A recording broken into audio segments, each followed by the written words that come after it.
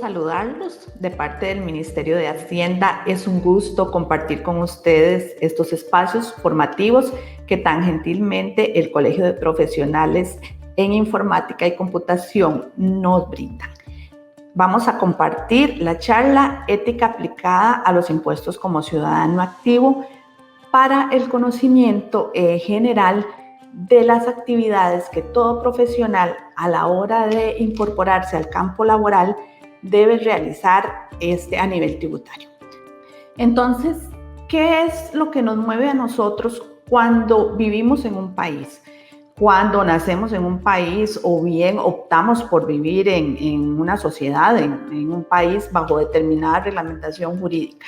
Entonces, nosotros debemos respetar tanto las leyes judiciales, ¿verdad? Porque nos podemos ver enfrentados a problemas legales, inclusive en la cárcel. Respetamos las normas sanitarias, por ejemplo, ¿verdad? Porque en el contexto que ahorita estamos, debemos respetar una serie de normativas sanitarias para también evitar inconvenientes y cuidar la salud. Bajo el mismo orden de cosas, debemos de cumplir la normativa tributaria. Entonces, ¿qué es la normativa tributaria? Todo ciudadano, cuando ingrese al desarrollo de su actividad lucrativa, bien sea como empresario, bien sea como profesional liberal independiente o bien sea como asalariado, debe aportar a los gastos del Estado, porque este es un mandamiento constitucional que emana de nuestra Carta Magna. Dice, todos los ciudadanos debemos defender a la patria y contribuir para con sus gastos. Entonces, aquí es donde se traduce que cuando nosotros vamos a trabajar en nuestra profesión, ¿verdad? En lo que nos preparamos, en nuestra expertise, debemos darle una parte de nuestros ingresos al Estado para que el Estado cumpla con sus necesidades. Esto es un contrato tácito entre Estado y sociedad. Ahora bien, entonces ya yo tengo mi profesión.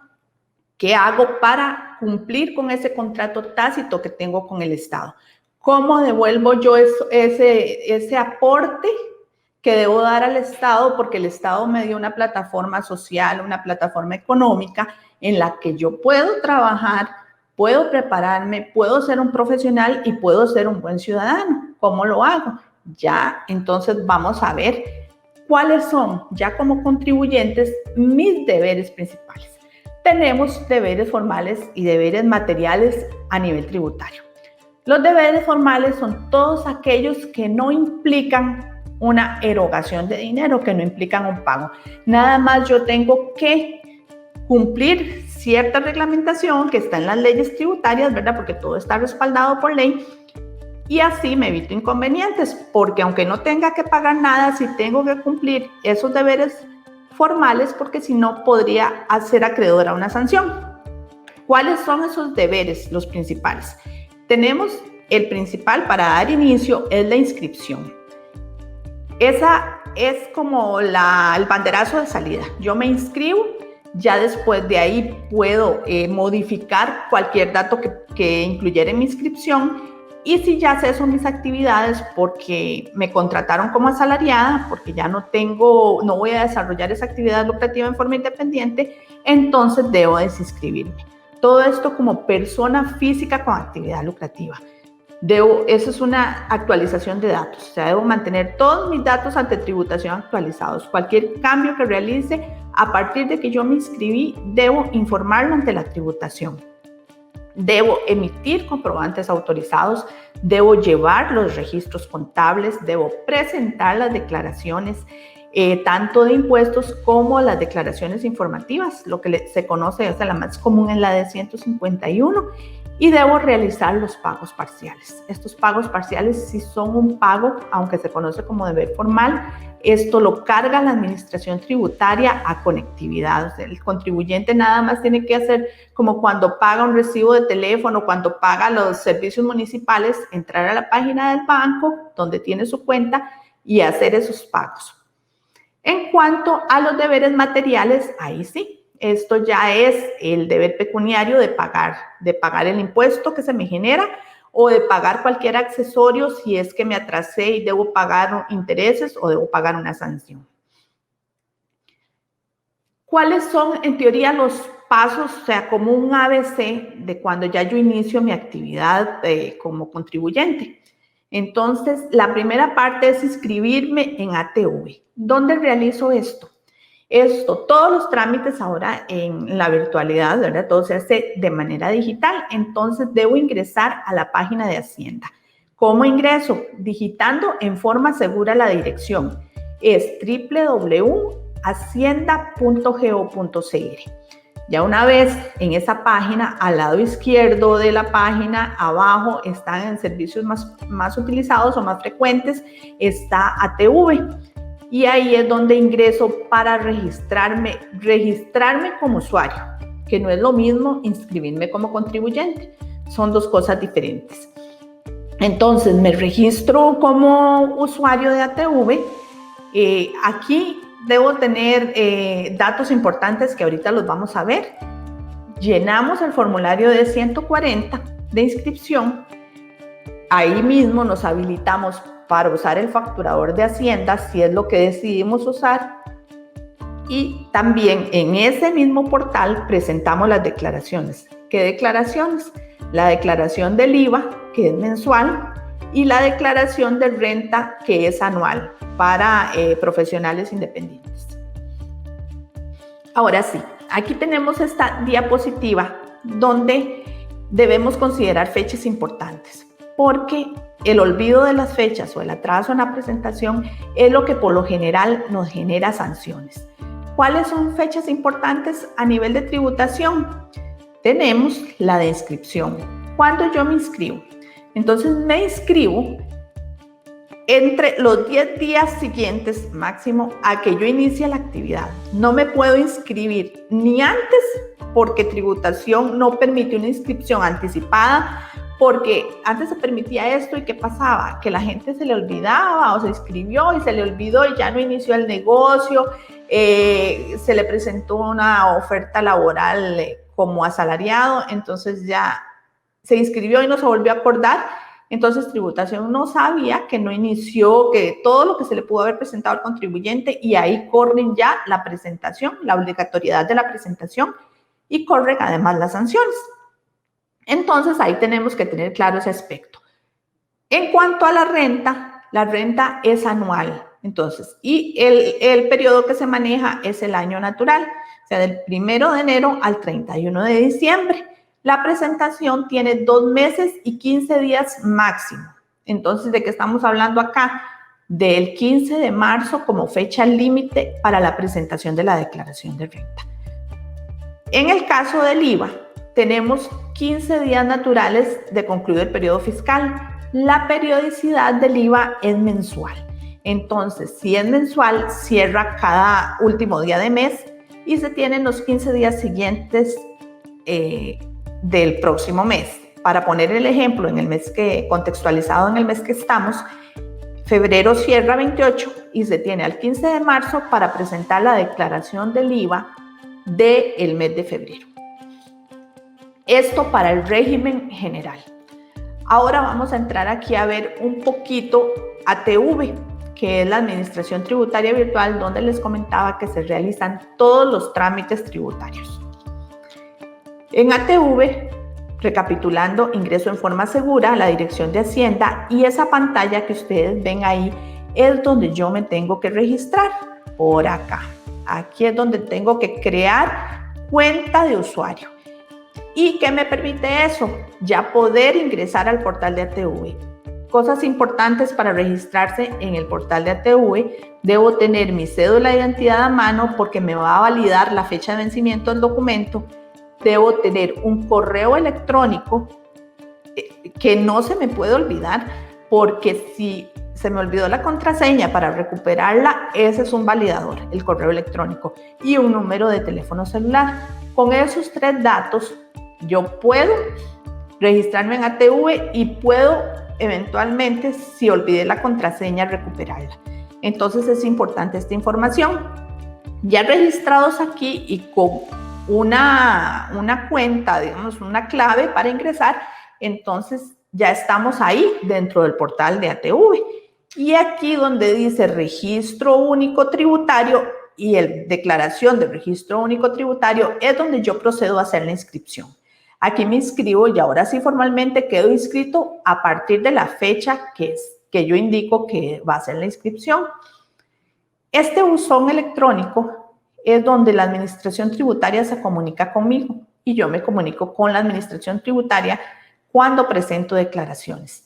Aquí me llegan avisos de la administración, me llegan acuses de recibo de que hice un cambio de contraseña o de que se cargaron los pagos parciales. Los comprobantes que debo validar también llegan, la información se presenta acá. Entonces, aquí debo estar revisando constantemente esa información. Por acá, esto ya es cuando, si yo uso el facturador de Hacienda, me habilita el poder realizar los comprobantes. Y en esta otra pestaña es donde ejecuto o realizo las declaraciones. Vamos a ver. Vamos a ver un poquito lo que es la información de la factura electrónica.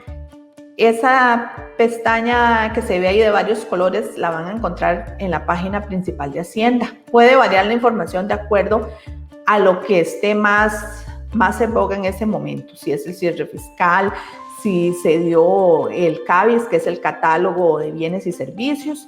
Y también está la pestaña de comprobantes electrónicos. ¿Cuándo voy a utilizar el facturador de Hacienda? Cuando yo facturo, debo emitir un comprobante electrónico. Para todos los efectos, es el único que tiene valor tributario y que, por lo tanto, va a respaldar nuestros ingresos y también cuando yo realice compras va a ser el respaldo de mis gastos, el comprobante electrónico que obtenga. ¿Qué es el comprobante electrónico? Es una representación gráfica, un XML. Esta representación gráfica es el comprobante autorizado. Los sistemas emiten un PDF para nuestra mejor lectura e interpretación. Es generado y transmitido en formato electrónico y es muy importante que quien emite el comprobante tenga los datos del cliente. ¿Cuáles datos? Nombre completo, número de cédula y correo electrónico, para que el comprobante no sea rechazado y sea aceptado por la tributación o por la administración tributaria. Aquí vamos a entrar a ver, vimos en un inicio, en aquel paso a paso, que una vez inscrito, ya yo puedo emitir comprobantes autorizados y posteriormente puedo hacer la declaración de renta y la declaración del IVA.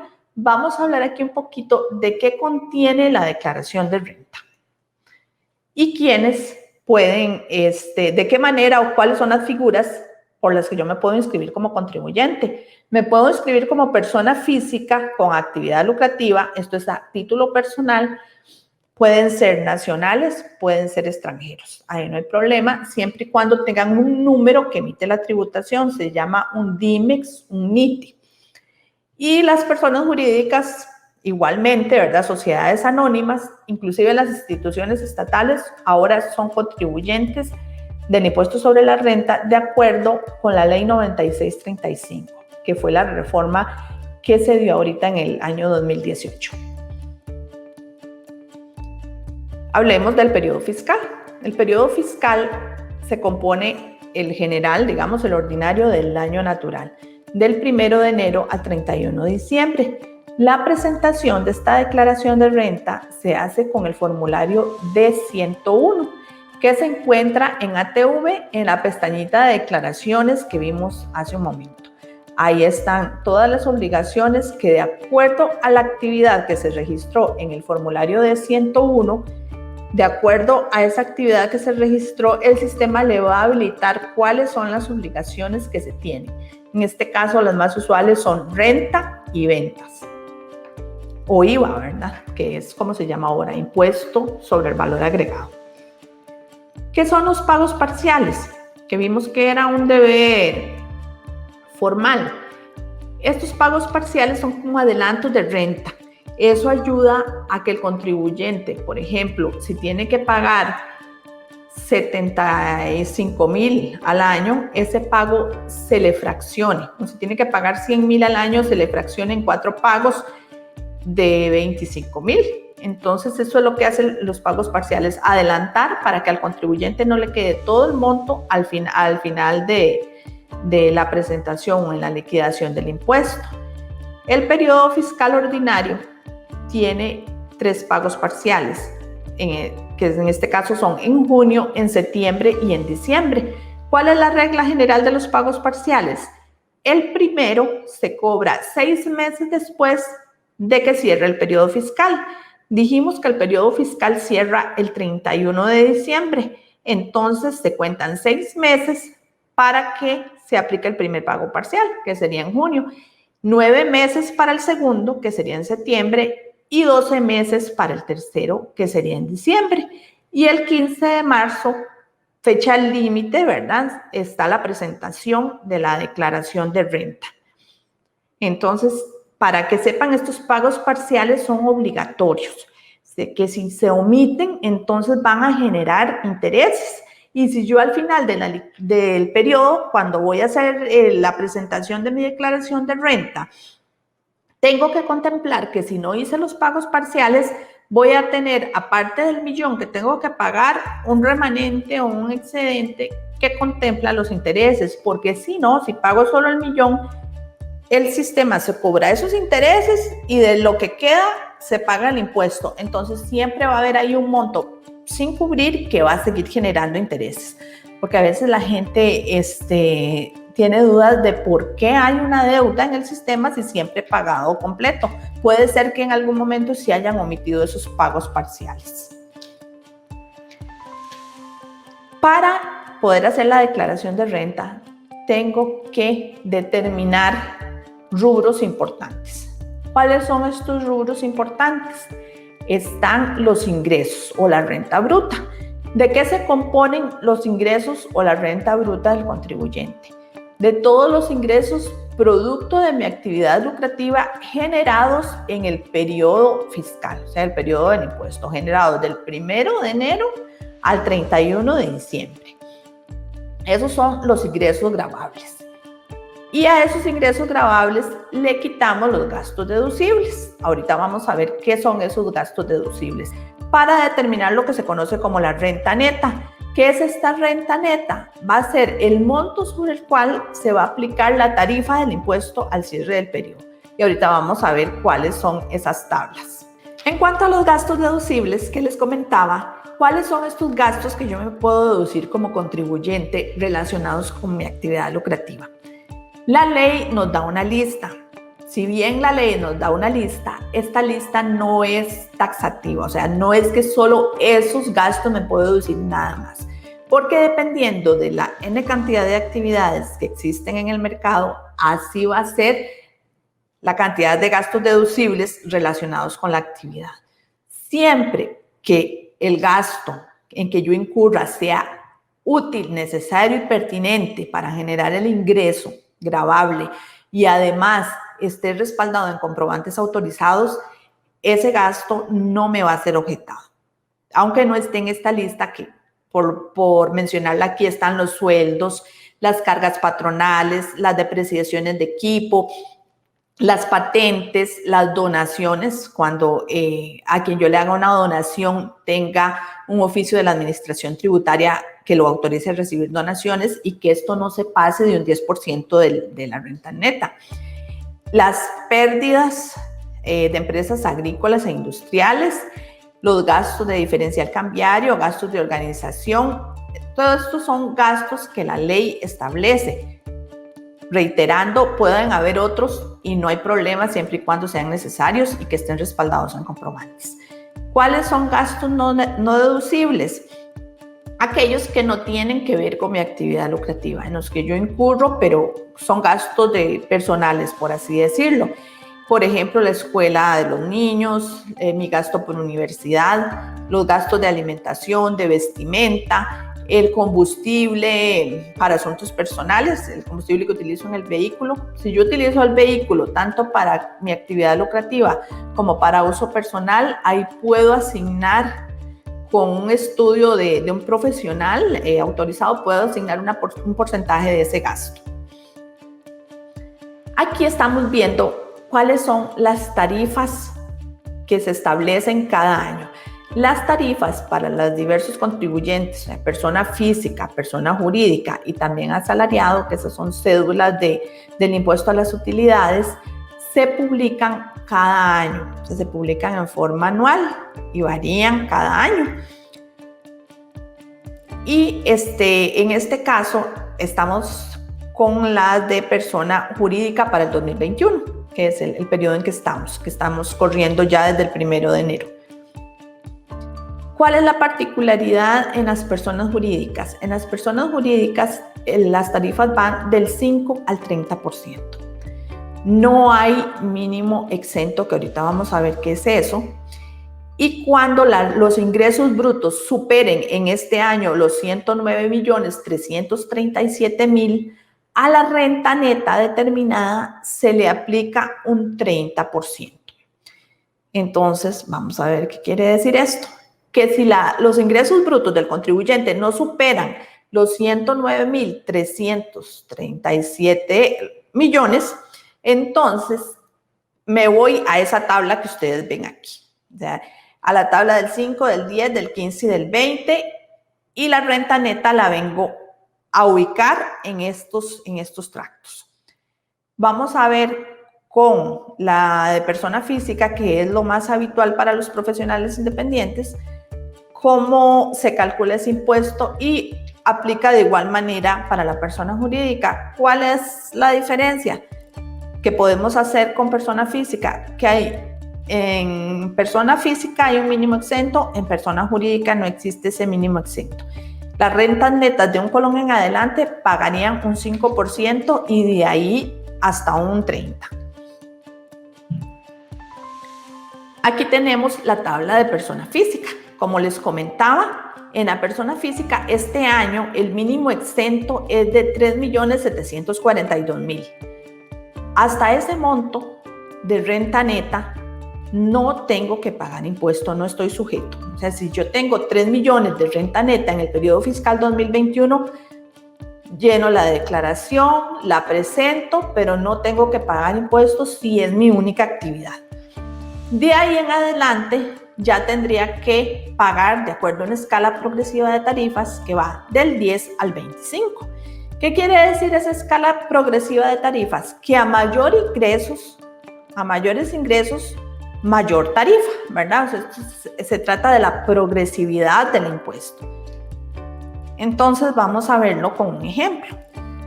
Aquí tenemos un profesional independiente para el periodo fiscal del 2021, ¿verdad? Del 1 de enero al 31 de diciembre, que tiene ingresos por 100 millones y gastos por 50 millones.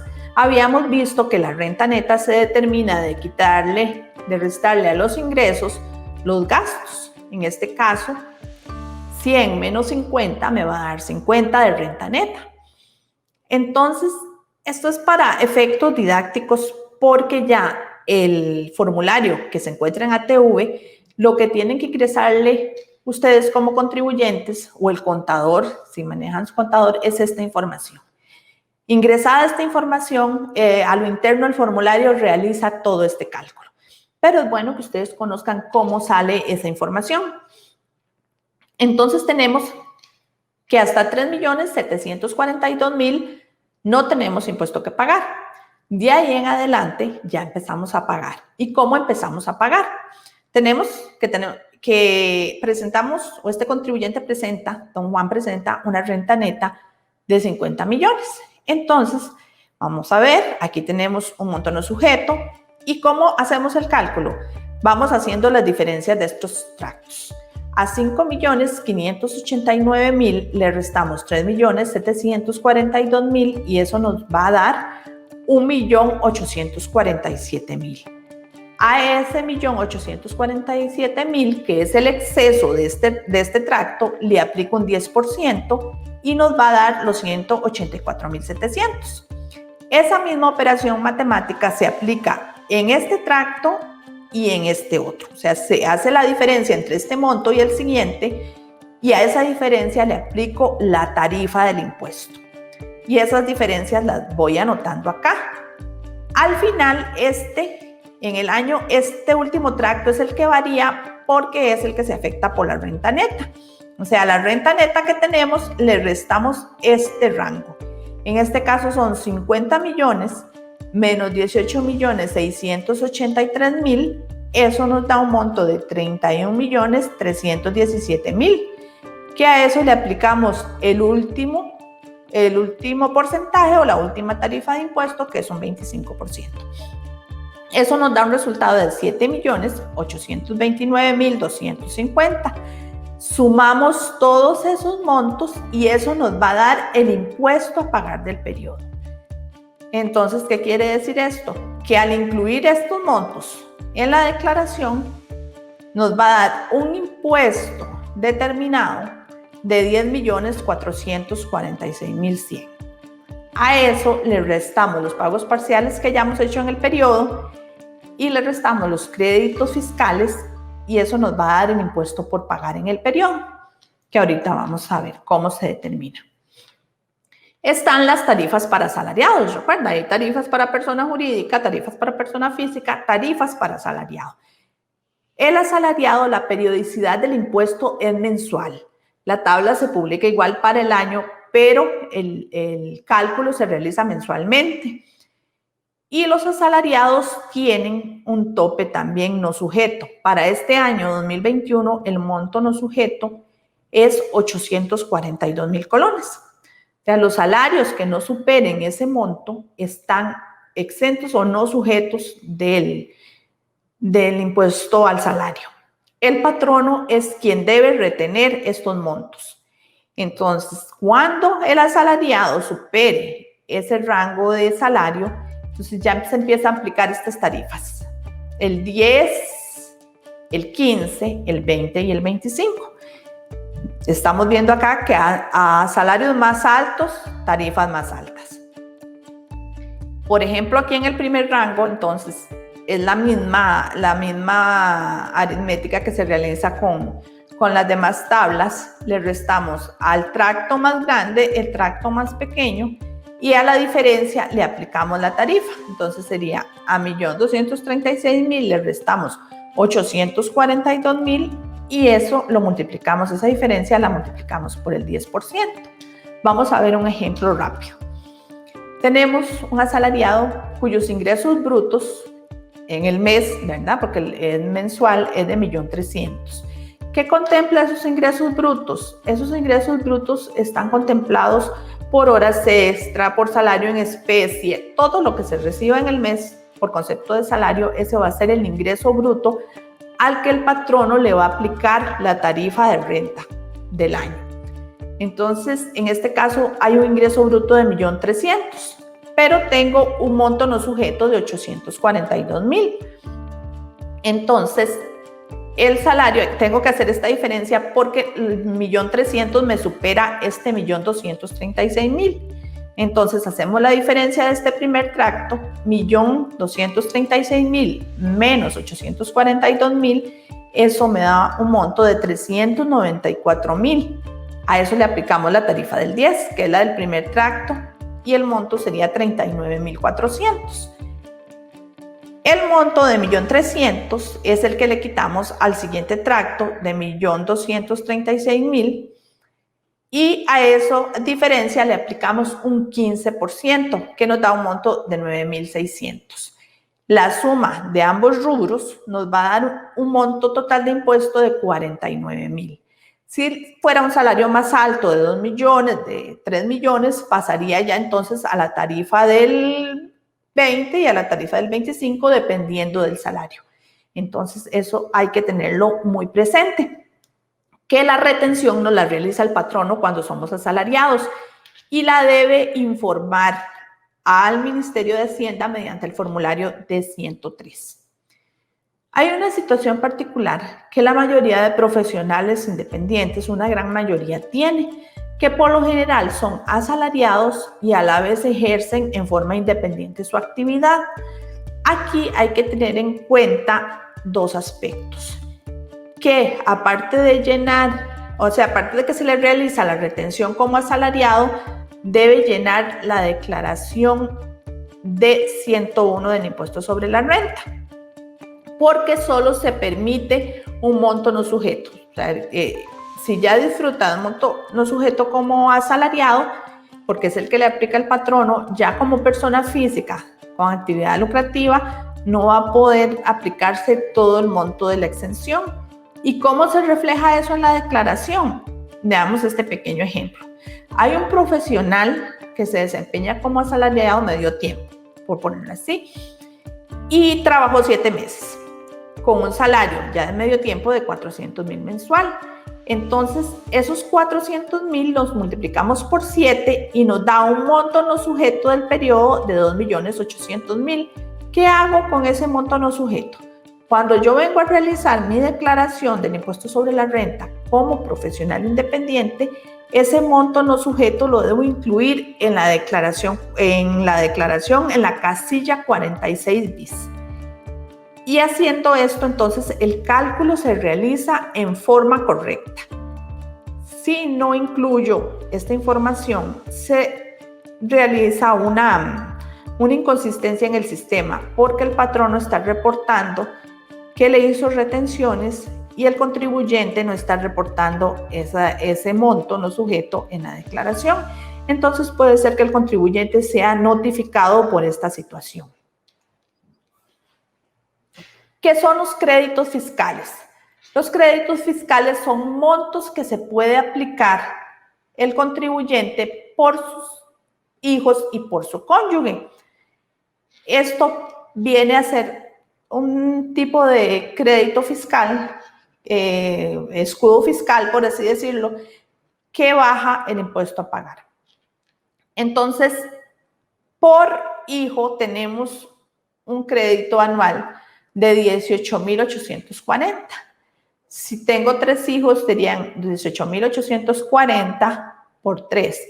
¿Bajo qué condiciones? Deben ser menores de 18 años o menores de 25 años que estén todavía estudiando o que por alguna situación de salud tenga impedimento de generar su propio sustento.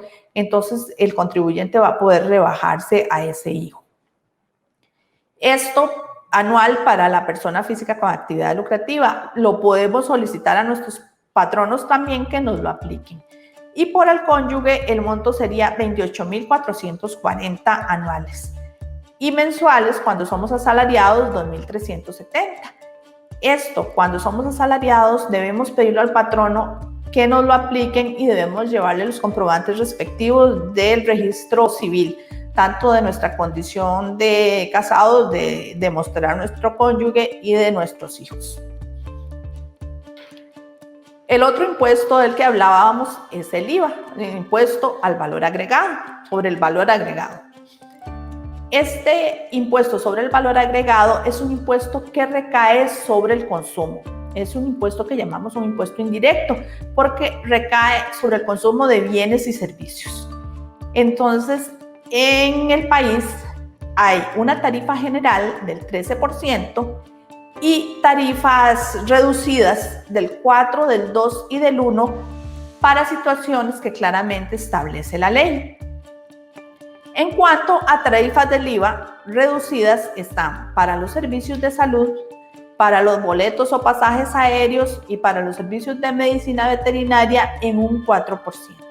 Esto es para que ustedes lo tengan ahí como conocimiento general por si les cobran, si ven tarifas ustedes diferentes, que conozcan de que es que la ley los estableció. Si yo voy a un servicio médico privado, entonces me va a cobrar un 4%.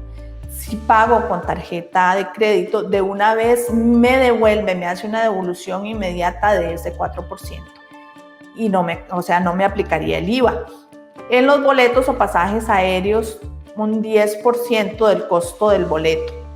En los servicios de medicina veterinaria, en este caso no incluye lo que es venta de alimentos o accesorios o cuestiones estéticas, ¿verdad? Solo para ya un tratamiento médico, un antibiótico, una inyección. Estos tipos de tratamientos son los que aplican para la medicina veterinaria el 4%. La tarifa del 2% se aplica a la venta de medicamentos y todo lo que implica la producción de los mismos. Las primas de seguro, siempre y cuando sean seguro personal, de vida, de accidentes, de gastos médicos y de viajero. Y los servicios de educación privada que no requieren la autorización del MEP o el CONESUB. Entonces, estos están a una tarifa del 2%. Y la compra y venta de bienes y servicios que realicen las instituciones estatales de educación superior o fundaciones, CONARES, INAES y las instituciones estatales parauniversitarias. Toda esta lista que ustedes ven ahí está a una tarifa del 2%. En cuanto a la tarifa del 1%, se aplica a los productos de la canasta básica que están publicados o que está vigente mediante el decreto 41.615. También está todo lo que implica la producción de esos productos, valga la redundancia, de la canasta básica, o sea, maquinaria, servicios, insumos que impliquen o que necesita el contribuyente para producir sus productos que están incluidos en esta canasta básica. Y los productos veterinarios, insumos agropecuarios y de pesca no deportiva. Esto es mediante decreto también 41.824. ¿Qué queremos decir con esto? Que todo lo que sea una exención, una reducción, todo lo que tenga que ver con la creación de impuestos, con la modificación o eliminación de impuestos, todo debe estar respaldado por una ley. No se puede hacer antojadizamente ni por invención ni que así lo quiso un ministro o un director. No, tiene que estar respaldado por una ley. Ahora, ya sabiendo que nuestro servicio, el servicio profesional que prestamos, no está con una tarifa reducida, entonces le aplica la tarifa general, la tarifa del 13%. Eso es lo que yo tengo que cobrar cuando preste mi servicio profesional. En el caso de los servicios de informática y de computación, estos servicios están grabados al 13% y ahora la ley vino a estandarizar la información en relación a las actividades. Anteriormente a la reforma, a la ley 9635, se decía que si era un mantenimiento, por ejemplo, preventivo y no involucraba una reparación, entonces no tenía IVA, pero si había reparación había IVA, que si existían cambio de piezas, entonces había IVA, pero que si era solo una limpieza no había IVA, que si iba a domicilio también era otra variante que había que analizar. Ahora toda esta como bruma que se generaba en relación a las actividades se ha despejado. Y para todo, bien sea un mantenimiento preventivo, una reparación, que haya venta de repuestos, lo que se haga, está grabado con el 13%. Entonces, al monto que se vaya a cobrar, al monto que ustedes incluyan en la factura por la prestación de su servicio, a ese monto deben sumarle el 13%, una factura, o sea, deben cobrarle al cliente el 13%, porque el IVA lo pagamos al final, el consumidor final es quien lo paga, los contribuyentes son meros agentes receptores de dicho impuesto y lo informan al fisco como mediante la declaración 104 del IVA. Entonces, ahí el contribuyente, si realizó compras de insumos de cualquier tipo o de repuestos, todo, y pagó ahí el impuesto, se lo puede acreditar en la declaración del IVA y entonces el impuesto a pagar va a ser la diferencia de lo que yo pagué al comprar y lo que cobré al prestar mi servicio. Entonces, así es como se liquida una declaración del IVA. ¿Dónde está esa declaración del IVA que tengo que presentar mensualmente? Está en ATV. Ya vimos que nos registramos en ATV, entonces ahí en la pestaña de declaraciones, ahí ubico el periodo, ¿verdad? Que va a ser mensual, si estoy haciendo la declaración de febrero, si estoy haciendo la declaración de marzo, y procedo a llenar el formulario. Hay el encabezado que la declaración lo carga automáticamente porque ya ustedes están en ATV y procedo a llenar la información. Me carga el servicio, ¿verdad? En este caso del ejemplo soy electricista y ahí procedo a llenar los espacios. Esas son ventas grabadas, entonces el tipo de venta que fue prestar un servicio y anoto también el detalle de las compras que realicé. El sistema me va a autoliquidar el impuesto y me va a decir cuánto tengo que pagar. Así es como se hace la declaración mes a mes. Se incluyo el total de mis ventas del mes, el total de mis compras del mes, los créditos, o sea, el impuesto que pagué, y el sistema me va a autoliquidar la información y me va a decir cuánto tengo que pagar o si tengo que pagar. Importante aquí, si por la situación, por ejemplo, de pandemia que hemos venido viviendo a nivel mundial, un mes no tuve trabajo, no hice ningún servicio, no hice ni una sola venta de servicio. Entonces, esto no quiere decir que no tenga que presentar la declaración. Recuerde que presentar la declaración es un deber formal y si no lo presento, puedo ser acreedor a sanciones. El deber material es el pago del impuesto, pero son obligaciones, por así decirlo, separadas. Tengo que presentar la declaración aunque no tenga actividad, aunque no tenga movimiento o aunque no tenga impuesto que pagar, siempre. En el caso, bueno, esto es para comentarles que ahora es obligatorio mediante una adición al Código de Normas y Procedimientos Tributarios la aceptación del pago en formato electrónico, en forma de tarjeta de crédito o de débito. Si no, quien no acepte esa forma de pago se puede hacer acreedor a una sanción de un salario base. Estamos hablando que para el año 2021 el salario base está en 462.200. Entonces, ese monto sería el que me cobraría a mí la administración tributaria por no aceptar esos medios alternativos de pago. En cuanto a las declaraciones informativas, otro deber formal, esto es importante que siempre tengamos presente realizarlo porque si no hay sanciones. Porque la información que se genera de este tipo de formularios es el insumo para la administración tributaria para hacer las diferentes acciones de control y de fiscalización. La D150, bueno, para que ustedes lo conozcan, es un formulario que casi por lo general la presentan las instituciones del Estado cuando tienen contratos con licitaciones y demás con los contribuyentes y ellos aplican una retención. La de 155 es los pagos a cuenta del impuesto de ventas y de renta. Esto lo presentan por lo general las administradoras de tarjetas de crédito, los bancos. La de 151 y 152 es la más usual que presentan los contribuyentes, pero ahora la de 151 tiene una particularidad. Se presenta cuando un contribuyente no tiene todas sus operaciones respaldadas en comprobantes electrónicos. ¿Qué puede ser el caso de contribuyentes que están en régimen simplificado? Igual, conocimiento general, porque el servicio profesional que ustedes desarrollan no puede estar en el régimen simplificado. Entonces, esto quiere decir que todas las operaciones que ustedes realicen, tanto las compras como las ventas, deben estar respaldadas en comprobantes autorizados. O sea, usted siempre tiene que emitir una factura autorizada cuando preste un servicio. Y siempre que compre insumos, repuestos y demás, deben solicitarle a sus proveedores la factura electrónica, porque de lo contrario no le puede servir de respaldo y no se lo pueden rebajar como un gasto.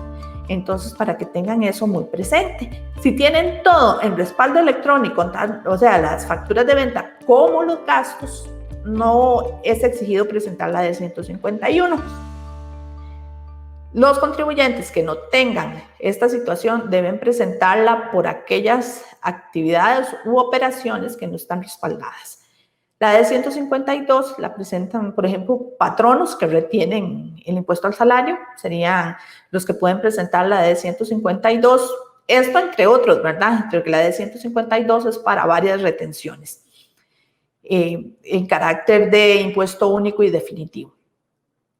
La fecha de presentación de la D152 es el 28 de febrero de cada año y es de acuerdo al periodo fiscal. Este año, como venimos arrastrando un periodo de transición del 2020, entonces se presenta de octubre a diciembre, de octubre 2019 a diciembre 2020. El 28 de febrero para este año 2021 cayó en día no hábil. Entonces debe presentarse el 1 de marzo. Independientemente del periodo, ¿verdad? Si hay empresas agrícolas que tienen un periodo especial, ¿verdad? Que cierran a otros periodos, por ejemplo, pero para efecto de la presentación de la informativa siempre se va a cubrir el mismo periodo de presentación. Entonces, claro está, la declaración informativa del periodo 2020 se debe presentar, fecha límite de presentación, el 1 de marzo. O sea, que al cerrar periodo fiscal 31 de diciembre de 2020, tenemos enero, febrero y al 1 de marzo para presentarla. O sea, ya lo tenemos muy cerca esa fecha de presentación para aquellos que ya son contribuyentes. ¿Cuáles son? Venimos hablando, ¿verdad?, de que si no cumplimos con una normativa de cualquier tipo, nos podemos ver sujetos a sanciones. Entonces vamos a ver aquí como las sanciones más importantes a las que yo me puedo exponer si no cumplo con la obligación respectiva. Entonces, para lo que es la inscripción, que habíamos dicho que tenemos hasta los 10 días siguientes de inicio de mi actividad lucrativa, si no lo hago en ese lapso, tengo medio salario base de sanción por mes o fracción de mes. Si esto implica un monto máximo de 3 salarios bases, se puede ir de 231.100 a 1.386.600. Si me paso ya de los 6 meses de arranque de mi actividad para presentar la declaración informativa. Entonces vean que los montos son significativos. Ya cuando uno está iniciando una actividad, ¿verdad?, que apenas está afianzándose, es mejor no exponerse a este tipo de sanciones. Cuando omito presentar las declaraciones autoliquidativas, las de impuestos, que esta es la declaración de renta o la declaración del IVA, el impuesto sobre el valor agregado, por cada declaración me expongo una sanción de 231.100. O sea que si un año de impuesto sobre el valor agregado omití presentarlo, son 12 declaraciones, una por cada mes. Entonces sería 231.000 por 12, 231.100 por 12. Entonces mejor no exponernos a esas sanciones. En cuanto a la omisión en el pago de un impuesto, o sea, si yo omití la presentación de la declaración y además omití el pago, entonces eso me va a generar intereses y me va a generar mora. Entonces vamos recapitulando ahí. Habíamos dicho que si no tengo que presentar la declaración porque, o sea, no es que no tengo que pagar impuesto, no puedo omitir la presentación de la declaración. La declaración siempre la debo presentar sin actividad, la debo presentar en cero o la debo presentar aunque no tenga que pagar impuesto, por ejemplo, porque tengo saldos a favor que no me generan pago de impuesto. Pero si no la presento, tengo una sanción, ya vimos, de medio salario base. Entonces, puede presentarse otra situación. Tengo que pagar impuesto, no tengo el dinero, entonces ni presento la declaración ni pago los impuestos. No, presentemos la declaración. Y si ya voy a pasar a pagar ese impuesto tarde, entonces sé que voy a tener que pagar intereses y mora. ¿De cuánto es la mora? De un 1% por mes o fracción de mes, hasta un máximo de un 20%. Entonces yo sé que si este mes no pagué el impuesto porque no tenía liquidez, entonces se me fue acumulando 3 meses, 4 meses, cada mes me va a sumar un 1% de mora sobre el impuesto dejado de pagar. ¿Y cuándo son las resistencias a las actuaciones administrativas de control? O sea, que me llamen para cualquier función de control y yo me resista. También hay sanciones que van desde 2 salarios bases hasta un máximo de 100 salarios bases. Entonces, volvemos a lo mismo, ¿verdad? Mejor cumplir en tiempo y en forma y evitarnos este tipo de sanciones. Cuando no presento una informativa que la tuve que presentar, la sanción es 2% de los ingresos brutos. del año anterior. Y esto no implica que si los ingresos fueron muy bajos, o sea, me establece un mínimo de 3 salarios bases. O sea, yo digo a 2%, pero no tuve que pagar impuesto, o 2%, pero tuve una renta mínima. No, lo mínimo de la sanción son 3 salarios bases. Entonces, de ahí el contribuyente no se escapa si no presenta el suministro de información o si no cumple con el suministro de información. El incumplimiento también en llevar los registros contables al día genera una sanción de un salario base que vimos que está en 462.200. Todo esto es a manera de que ustedes conozcan que hay sanciones por a veces omitir un deber formal que es fácil de cumplir. Que no pensemos que ya me inscribí y ya no arranqué, no hice nada, me fui por otro negocio, no. Nos desinscribimos si no tenemos intención de seguir con esa actividad o bien sabemos que tenemos que estar con los deberes formales al día para evitarnos sanciones si es que seguimos inscritos. Por ejemplo, si yo no emito el comprobante autorizado en una venta, o sea, si no doy la factura cuando presté un servicio, eventualmente eso me va a generar una sanción de 2 salarios bases, que esto no tiene derecho a reducción, porque hay sanciones que pueden tener derecho a reducción si yo pago en forma voluntaria y espontánea. La no emisión de comprobantes no tiene derecho a reducción de sanciones. Y como lo vimos hace un rato, la no aceptación de medios alternativos de pago como tarjeta de crédito, tarjeta de débito, me va a generar también un salario base de sanción, que son 462.200. Esto para tener presente de que mejor cumplir, ¿verdad? No se vale declarar en cero impuestos, no se vale decir, como pasa mucho, tengo tantos ingresos y lo mismo de gastos, ¿verdad? Ya sabemos cuáles son los gastos, no puedo meter mis gastos personales, no puedo incluir aquellos gastos que no estén relacionados con la actividad y declarar lo que se tenga que declarar. O sea, que yo incluya toda la información, ya vimos, no quiere decir forzosamente que deba pagar impuestos, pero sí que debo estar al día en toda la información que la administración tributaria necesita. Para dudas o consultas está ahora la herramienta Travi, que es para realizar gestiones. Está Info y Asistencia si tiene que realizar alguna consulta y acercarse a la administración tributaria, ponerse a derecho y arrancar su actividad de la manera más tranquila, más normal. Eso le genera tranquilidad a ustedes, le genera desarrollarse sin ningún inconveniente a nivel tributario. De nuestra parte es todo. Es un gusto haber compartido esta presentación con ustedes y muchos éxitos en sus funciones y en su actividad.